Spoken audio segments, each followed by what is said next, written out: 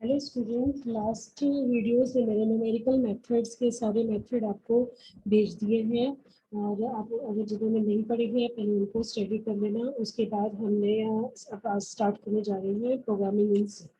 Programming in सी का first chapter आपका है कंप्यूटर से जनरल इंट्रोडक्शन। तो कंप्यूटर जनरल इंट्रोडक्शन में क्या है वो मैं आपको बता रही हूँ। तो मैं आपको बता दूंगी क्या क्या है, बुक में से स्टडी करना, आपको समझ में आ जाएगा, ऐसा कोई मुश्किल नहीं है। What is the computer? Computer is an electronic device या machine that inputs some data, process it and returns the result as an output. Computer के अंदर हमारे तीन टाइप्स के कंप्यूटर आते हैं, that is digital computer, analog computer और hybrid computer. कि हमारे पास कंप्यूटर है digital computer, analog computer and hybrid computer. अब ये तीनों टाइप के कंप्यूटर क्या क्या वर्क करते हैं, क्या क्या होते हैं उसको देखो। फर्स्ट में डिजिटल कंप्यूटर की बात कर रही हूँ। डिजिटल कंप्यूटर जो आप घरों पे कंप्यूटर यूज करते हो, मिनी कंप्यूटर, माइक्रो कंप्यूटर, ये सारे आपके क्या होते हैं, digital computer. Digital computer work with discrete value. जो आपका एक कंप्यूटर है डिस्क्रीट वैल्यू पर वर्क करता है, जो चीज सिर्फ जीरो एंड वर्ड पे वर्क करता है और इसके अंदर बहुत सारा हम डाटा स्टोर कर सकते हैं और इसकी स्पीड ऑफ कैलकुलेशन काफ़ी हाई होती है। Digital computer is widely used in almost all field of life. Digital computer is used to calculate mathematical and logic operation. और फॉर एग्जांपल हम डिजिटल कंप्यूटर की बात करें, डिजिटल कंप्यूटर में हमारी डिजिटल वॉचेस जो होती हैं, mini computer, micro computer, super computer और डिजिटल विंग मशीन, ये सारे आपके क्या हो जाते हैं, डिजिटल कंप्यूटर हो जाते हैं। उसके बाद हमारे पास नेक्स्ट आता है एनालॉग कंप्यूटर। एनालॉग कंप्यूटर क्या होता है? Analog computer is used for calculation and measurement of the physical quantities such as weight, height, temperature और speed। आपको पता ही है जैसे कि टेम्परेचर मेजर करने के लिए आप थर्मामीटर का यूज़ करते हो, तो वो एक एनालॉग कंप्यूटर है। वेट को मेजर करने के लिए आप वेइंग मशीन का यूज़ करते हो, that is also analog computer. और आप कार्स वगैरह में भी स्पीडोमीटर हो रहे होते हैं जो कार की स्पीड को मेजर करते हैं, वो भी कहे एनालॉग कंप्यूटर है। एनालॉग कंप्यूटर वर्क करता है विद कॉन्टिन्यूस वैल्यू के ऊपर। और एनालॉग कंप्यूटर का कहाँ कहाँ यूज़ करते हैं, इंजीनियरिंग और साइंटिफिक कैलकुलेशन में यूज़ करते हैं। और एग्जांपल के हैं एनालॉग कंप्यूटर के, that is thermometer, car speedometer, analog clock, ये सारे आपके क्या है, that is the analog computer. उसके बाद आपके पास आता है नेक्स्ट है हाइब्रिड कंप्यूटर। हाइब्रिड कंप्यूटर क्या होता है? Hybrid computer is the combination of the analog computer and digital computer.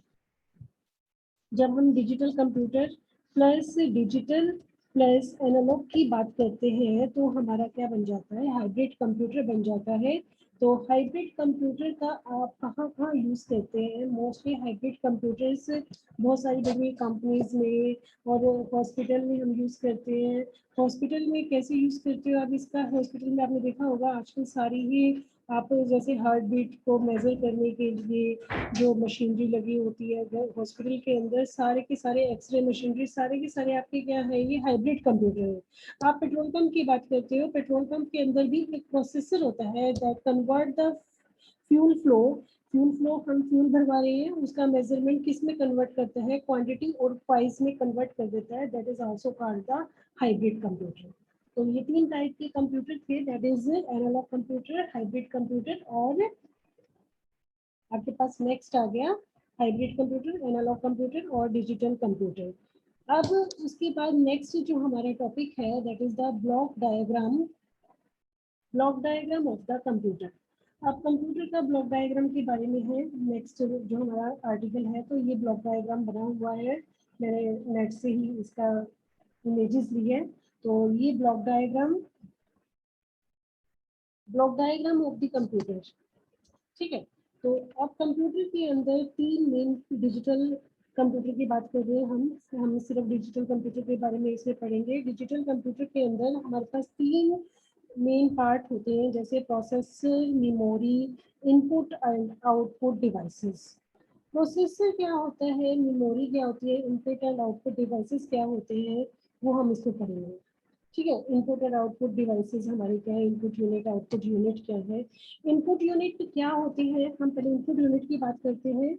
Input unit के अंदर आपको पता ही है कि जिससे हम इंफॉर्मेशन की इनपुट कर रहे हैं, आप कंप्यूटर के अंदर इनपुट कर रहे हो, जैसे माउस का यूज कर रहे हो, कीबोर्ड का यूज कर रहे हो, स्कैनर का यूज कर रहे हो, जॉयस्टिक का यूज कर रहे हो, तो वो सारे आपके इनपुट डिवाइसेस हैं। तो ये डिवाइसेस क्या करते हैं, इनपुट इंफॉर्मेशन को कंप्यूटर के अंदर फीड करते हैं। ठीक है। तो input devices that is raw data input as a raw data and perform necessary processing giving out a processed data. Therefore, the input data is the medium of communication that take data from us to the computer in organized manner for processing. The input unit perform the following major function perform करता है। The input unit convert the inputted data or instruction। input unit क्या करता है कि जो आपने input दी है उसको बाइनरी फॉर्म में कन्वर्ट करता है, दैट इज 0 और 1 की फॉर्म में। The input unit transmit the data to main memory of the computer, main memory में इसको ट्रांसफर कर देता है, that is the input unit. उसके बाद हम आते हैं सेंट्रल प्रोसेसिंग यूनिट की। सेंट्रल प्रोसेसिंग यूनिट को आप ब्रेन ऑफ द कंप्यूटर भी कह सकते हो। ये आपका सेंट्रल प्रोसेसिंग यूनिट के अंदर ये दो पार्ट आते हैं। सेंट्रल प्रोसेसिंग की बात करें तो सेंट्रल प्रोसेसिंग के अंदर आपके दो पार्ट आते हैं, दैट इज कंट्रोल यूनिट और अरिथमेटिक एंड लॉजिक यूनिट।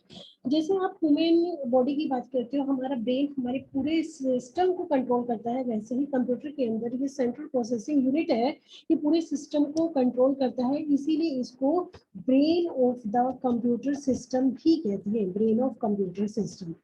तो it is an electronic hardware device that process all the operation, arithmetic and logic operation of the computer।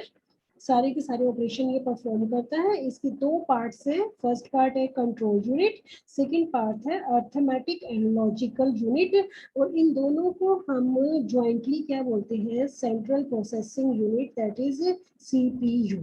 तो कई बार सीपीयू की फुल फॉर्म एक नंबर में आ जाती है, central processing unit. Arithmetic logic unit को हम एएलयू भी बोलते हैं, और कंट्रोल यूनिट को हम शॉर्ट फॉर्म में सीयू भी लिखते हैं। ठीक है। तो कंट्रोल यूनिट का काम क्या है, अब control unit of the CPU control all the activity and operation of the computer. It also responsible for controlling input and output memory and other devices. Control unit act like a supervisor which determine the sequence in which the computer program and instruction are executed। ठीक है, मतलब ये सारा का सारा control करता है। Arithmetic logic operation क्या करेगा कि इसके ऊपर ऑपरेशन लगाएगा, जैसे प्लस करना है, माइनस करना है, डिवाइस करना है, ये आपके अरिथमेटिक ऑपरेशन हो गए। लॉजिक ऑपरेशन के अंदर क्या आ जाएंगे, जैसे एंड गेट, और gate, equal, greater than, less than, ये सारे क्या करता है, अरिथमेटिक लॉजिक यूनिट इसके ऊपर लगा देता है। तो इंफॉर्मेशन और data is transmit to ALU from storage unit only when it is required. After completing the operation, the result is either returned to the storage unit for further processing or getting stored. उसके बाद हमारे पास next आता है इसका memory unit. Memory unit की बात करें तो मेमोरी यूनिट जब हम बात करते हैं, that is the memory unit. Memory unit के अंदर दो पार्ट है, मेन मेमोरी और एक्सिलरी स्टोरेज। ठीक है। अब जब हम इसमें मेन मेमोरी की बात करते हैं, हम इसमें मेमोरी की बात करते हैं तो हम इसको प्राइमरी और सेकेंडरी मेमोरी बोल सकते हैं। प्राइमरी मेमोरी हमारी मेन मेमोरी है, और axillary memory that is the secondary memory, that is axillary memory. Main primary memory को हमने फिर फर्दर दो कैटेगरीज में हमने इसको डिवाइड किया हुआ है, दैट इज रैम, और इसको हमने डिवाइड किया हुआ है रोम। रैम को हम क्या बोलते हैं, रैंडम एक्सेस मेमोरी, और रोम को हम बोलते हैं read only memory. Random access memory क्या होती है, is a volatile memory. Volatile का मतलब क्या होती है कि जब अगर आपने पावर को ऑफ कर दिया तो आपका डाटा,